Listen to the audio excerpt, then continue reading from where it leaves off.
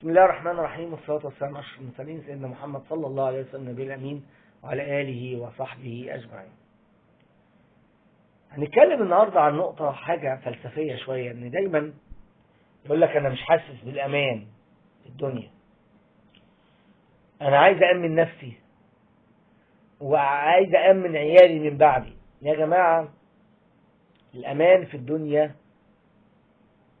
هو أن تكون قريب من الله سبحانه وتعالى. هو ده الأمان الحقيقي. الدنيا فترة قصيرة، فخليك فيها عابر سبيل.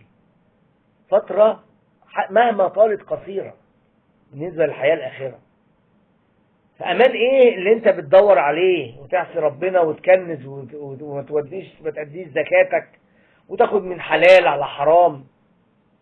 بس عايز أأمن نفسي، بس عايز أأمن عيالي. يا جماعة، مفيش أمان في الدنيا.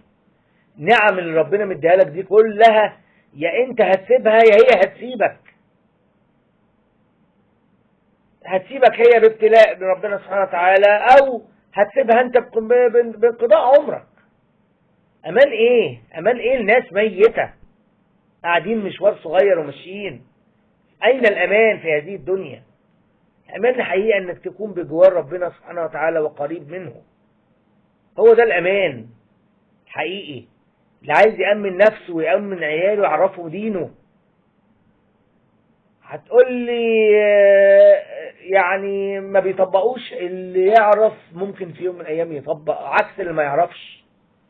حتى لو انت عرفت عيالك الحلال من الحرام وهم في جالهم غفلة وما طبقوش في وقت، لكن على الأقل عارفين المعلومة. هيجي وقت من الأوقات اما ربنا يشاء ويأذن يهديهم وهيطبقوا اللي هم اتعلموه منك. هو ده يا جماعة الأمان الحقيقي. من يريد الله به خيرا يفقهه في الدين. اعرف دينك كويس وحاول تطبق على قد ما تقدر، واعمل جهاد مع النفس، لأن النفس أمارة بالسوء.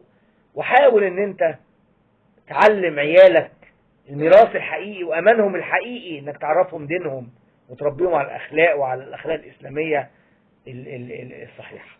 نسأل الله تعالى أن يعلمنا ما ينفعنا وينفعنا ما علمنا. السلام عليكم ورحمة الله.